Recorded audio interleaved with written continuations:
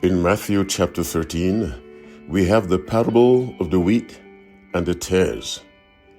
In that parable, a householder, a man, sowed wheat in his field. In verse 28, he told his servants that the appearance of the tares was the work of an enemy.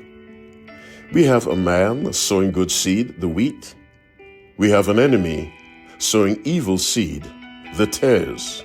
This precise scenario originated in the Garden of Eden.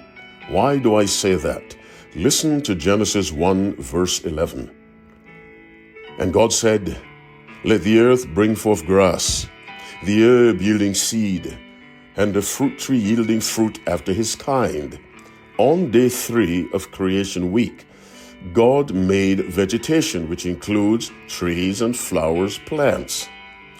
The flowers, the fruits, existed before sin. They are expressions, reminders of the goodness, the mercy, the love of God, the Creator, Jesus Christ. In chapter 3 of Genesis, reading 17 and 18, we encounter these words. "And unto Adam he said, Because thou hast hearkened unto the voice of thy wife, and hast eaten of the tree of which I commanded thee, saying, Thou shalt not eat of it. Cursed is the ground for thy sake. In sorrow shalt thou eat of it all the days of thy life.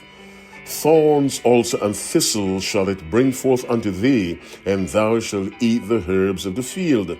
Because of sin, thorns and thistles and poisonous plants came into existence. Who was the enemy responsible for that?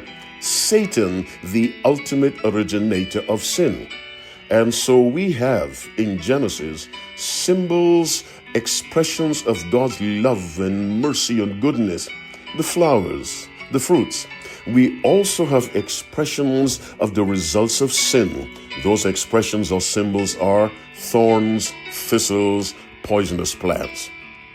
My listening friend, you and I can choose to either be a flower in this world, a reminder of the goodness of God, or we can choose to be a thorn in this world, a reminder of the curse of sin.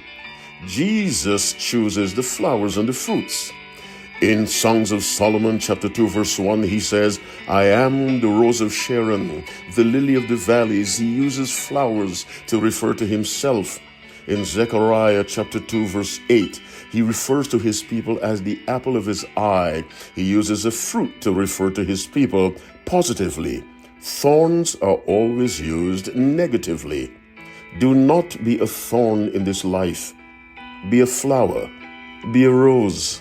Be a fruit. In other words, be a reminder to others of the goodness, the mercy, and the love of God. Do not be a thorn. As you keep the Sabbath holy, remember your Creator made flowers and fruits, not thorns and thistles and poisonous weeds. The devil did that. Reflect God by being a flower, by being a fruit. Say no to Satan by deciding never by what you do, think, or say to be a thorn.